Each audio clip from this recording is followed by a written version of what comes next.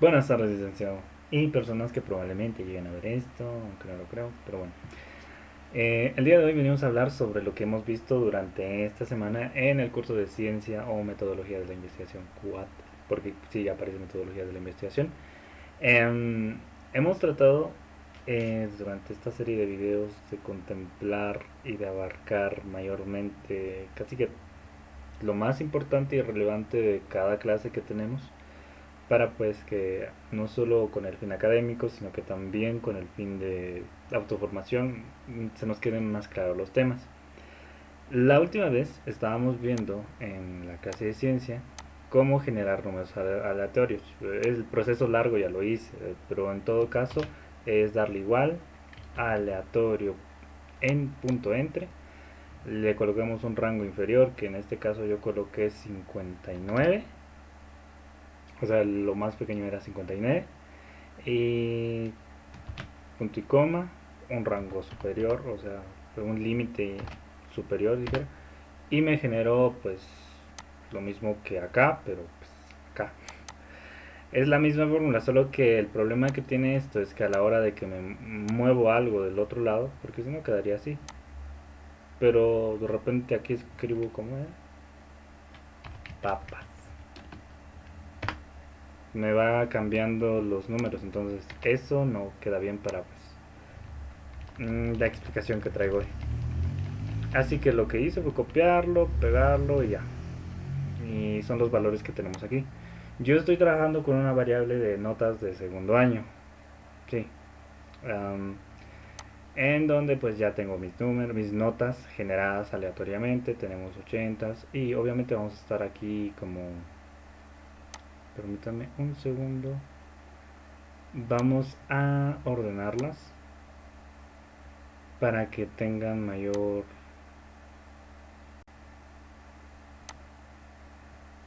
Ah, perdón. Em, para que tengan mayor orden. Esperen, filtrar.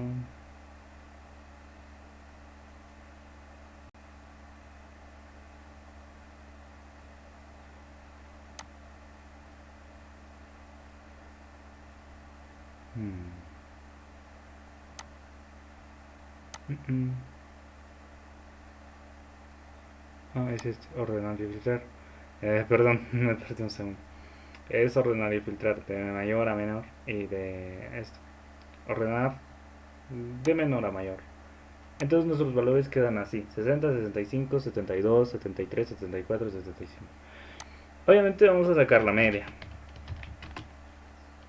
Ya sabemos la fórmula, que es igual a, ¿cómo es? Promedio.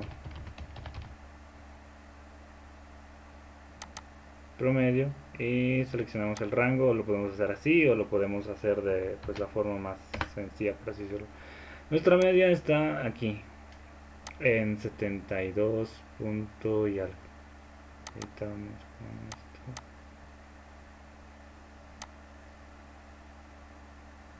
Entonces media 79.56, que estaría básicamente que acá.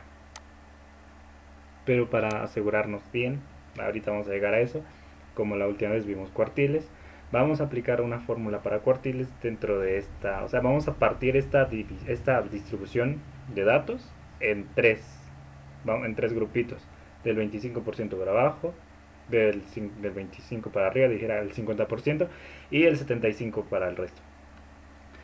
Tenemos eso, moda, bueno, a simple inspección podemos decir que hay uno, igual vamos a colocarlo, ¿no?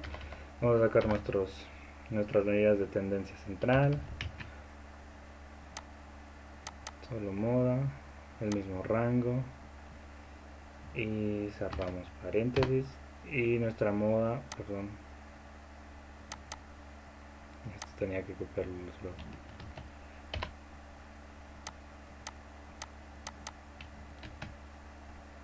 Ahí está, nuestra moda es 78, se repite dos veces, por esa razón. Moda, ¿cuál es la otra cosa que nos falta? Ah, cierto, también tenemos que sacar la mediana. Mediana.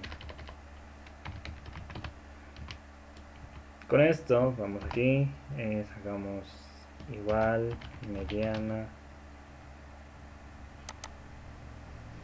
y otra vez el rango de números, lo especificamos, ingresamos, perdón, esto, mediana, ¿por qué? Perdón,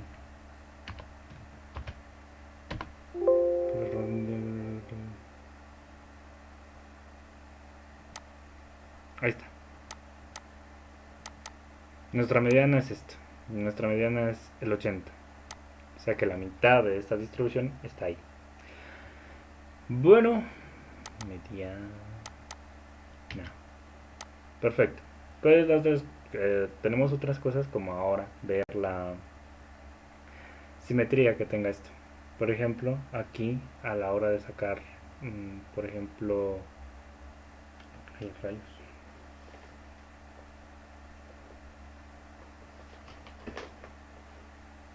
Perdón, a la hora de sacar este rango, por así decirlo. Bueno, medidas sacadas las medidas de tendencia central, ahora tenemos que hacer lo de lo nuevo, por así decirlo. Imaginemos que estos son, vamos a hacer cuartiles con esto. La fórmula para los cuartiles es igual cuartil.inc, la matriz de datos que viene siendo esto, punto y coma, el valor mínimo, el primer cuartil, aquí y aquí el mismo Excel nos dice el primer cuartil, percentil 25, el cuartil 2, percentil 50, dijera. Vamos a buscar el segundo cuartil.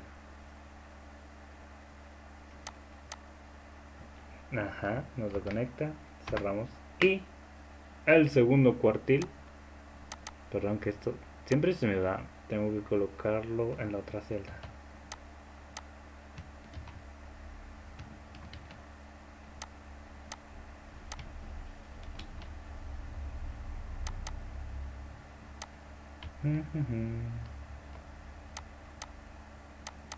Ahí está. Este es el cuartil número 2. Cuartil 2. A ver, busquemos el 78. Está aquí. Casualmente, el cuartil 2 en teoría es la mitad de nuestra distribución, porque hace referencia al 50% de nuestros datos. Teniendo eso en cuenta y viendo la media, perdón, la mediana, como que está entre la media y la mediana. De hecho, ahí está la moda. Por acá está, se concentra mayormente el 50%. Y así vamos a ir con los demás. Cuartil. Cuartil 3 sería. E ingresamos la misma fórmula. Cuartil. Cuartil.inc. La matriz de siempre. Dos puntos.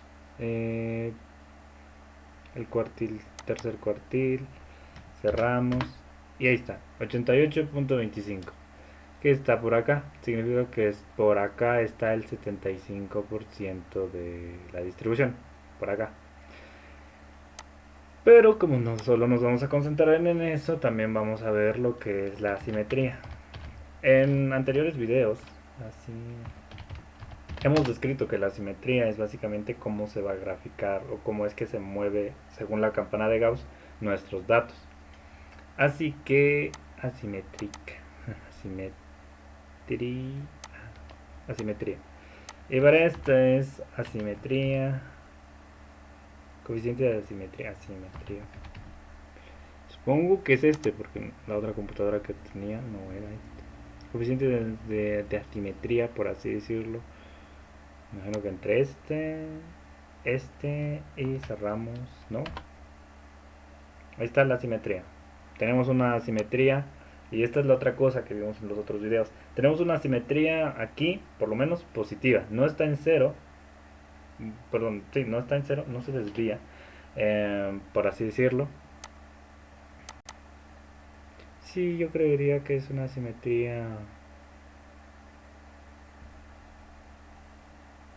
es aquí donde tenemos que evaluar los datos. Porque, y de una vez nos vamos al otro, tenemos esto, la simetría normal, o sea, un paréntesis, la simetría normal nos dice que la moda, la mediana y la media, la moda y la mediana están básicamente, son iguales, por lo cual la distribución siempre va a ser igual.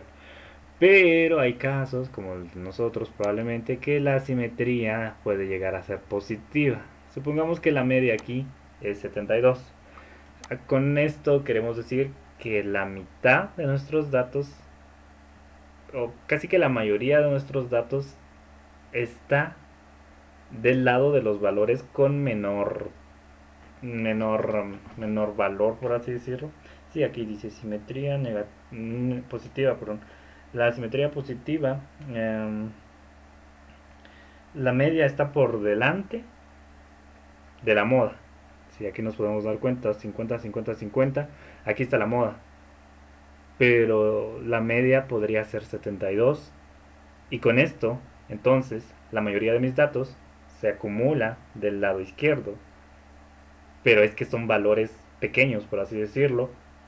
En este caso, otra vez utilizando lo de los alumnos, casi que la mayoría, gran parte, o sea, la tendencia se genera aquí entre estos tres 50. Mueve entonces mi, mi gráfica, mi gráfico hacia la izquierda y por ende se, se convierte en una simetría positiva. Sí, porque pues aquí los valores más grandes, si se da cuenta, no es como que ahí ya se pierde, se desbalancea. Y también tenemos la simetría negativa, que en este caso, volvamos al 72 como ejemplo, esta es al revés. La mayoría de mis datos se mantiene en la derecha, lo que hace que los de mayor denominación, o sí, tengan más frecuencia. Los valores de mayor denominación y los de menor tengan menos frecuencia. Esto para explicar que aquí entonces nuestra simetría es de 0.24. Esto nos quiere decir que nuestro gráfico entonces se va a mover hacia... Ahorita es lo gráfico.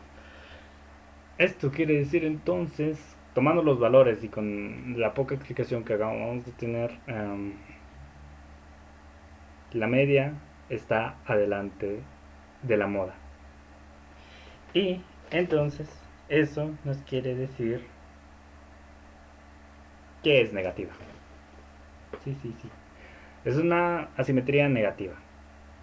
O sea, no tiene el signo, pero sí es una asimetría negativa. Quiero pensar yo que es así y que le he entendido a la clase. Mientras que la curtosis es otra cosa. Curtosis, curtosis. Curtosis, así creo que se escribía. La fórmula es punto curtosis. Ingresamos el mismo dato, perdón, el mismo rango. Y nuestra curtosis, ahí está. Esta sí nos va a dar negativo. Esta sí nos va a dar negativo. Perdón que aquí tengo que... Sí, sí. Este número se vuelve negativo y por ende, según las muchas características, voy a bajar esto porque si no, no voy a poder graficarlo de una buena forma. Bueno, tenemos esto. Siempre voy a tener esto a la mano. Entonces quiere decir que al ser negativa es una curtosis platicúrtica. O sea que hay mucha separación entre los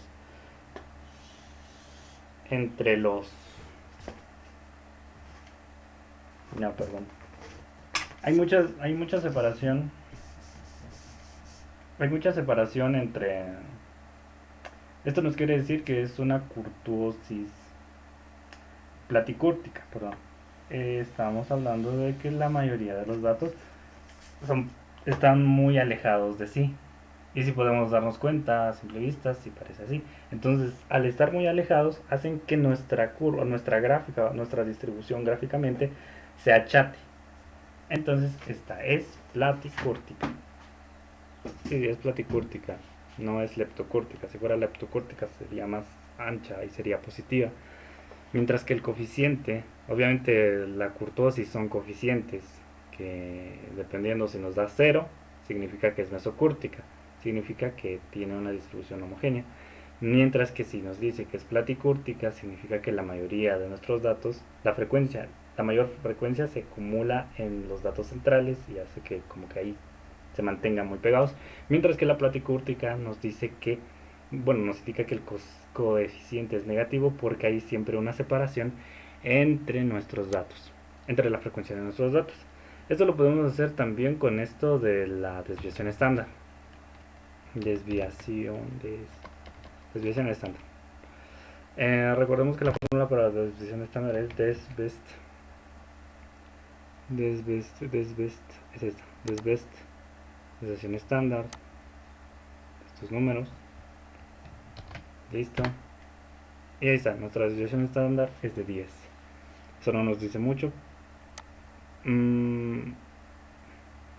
Nuestra desviación estándar es de 10. Con todo esto, esto es lo que hemos por ahora visto y analizado a grandes rasgos.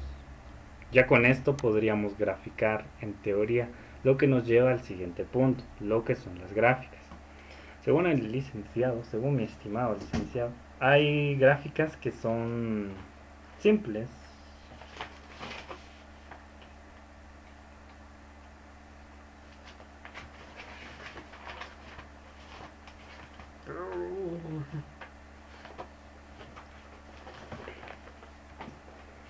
Muy bien, una vez con esto, tenemos que... muy bien, una vez con esto, después de un buen rato, tenemos que básicamente ver qué nos está diciendo esto. Por lo menos a mí lo que me dice aquí es que ya lo demostré, ya bueno. Aquí lo que nos quiere decir es que tiene una simetría probablemente positiva, según mis datos, sí, porque la media está por un cachito por delante de la moda. Entonces, eso hace que nuestra, sí, sí, que sea positiva, sí, sí, positiva. Mientras que la curtosis me dice a mí que es platicórtica.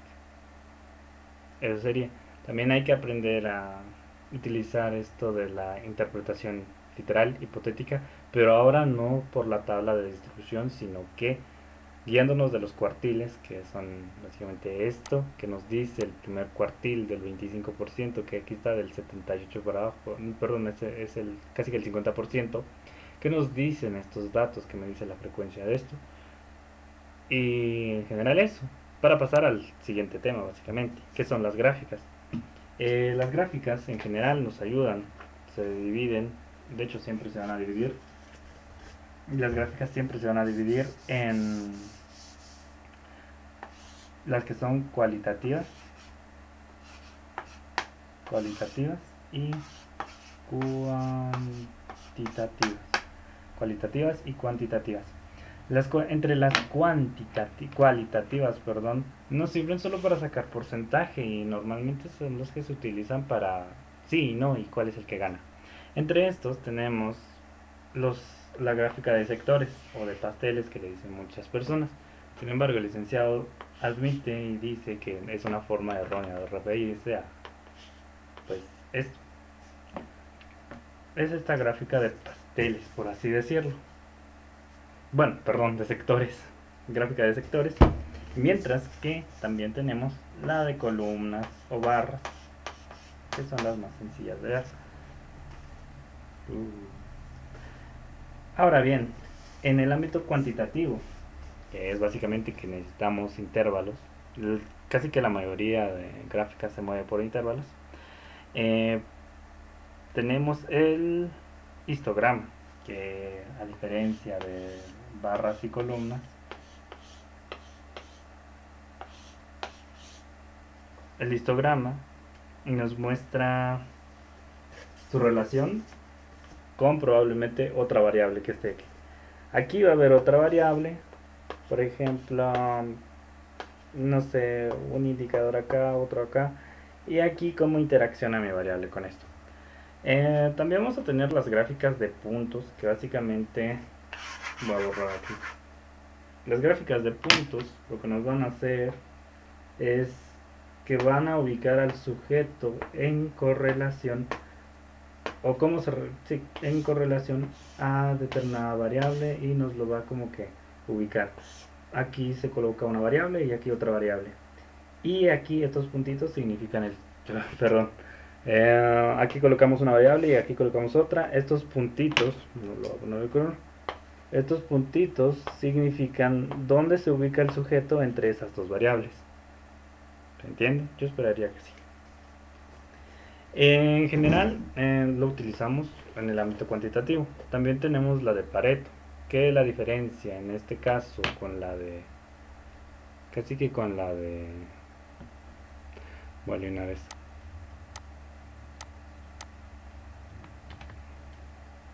Con la de...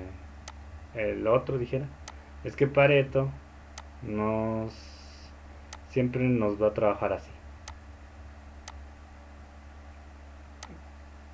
De menor, va a ir como que siempre bajándole. Es como cuando uno le baja el volumen o esta barra de señales. Es así, siempre va a ser así. Esa es la de Pareto. Y tenemos una de caja de bigotes. Esa realmente no entendí muy bien cómo funciona, pero bueno, ya nos lo explicarán en su brevedad. También tenemos que hay gráficas estáticas y tenemos gráficas dinámicas. Las estáticas son las que ya he presentado hasta este momento, que básicamente tienes que hacer primero el cálculo de la distribución y sacar todo esto, su simetría y su kurtosis, para poder graficarlo. Mientras que las dinámicas, obviamente, uno puede ir jugando, por así decirlo, uno ya puede, es como la plasticina, uno ya puede ir moldeando poquito a poquito, de repente quiero cambiar esta variable o quiero ver cómo interacciona con esto. Ya no necesito realizar los cálculos previos, sino solo tener la matriz de datos para poder pues jugar con mis variables. Eso hasta este punto, espero se haya entendido. Y bueno, es lo que hemos aprendido hasta ahora en Ciencia 3. Nos vemos en una próxima.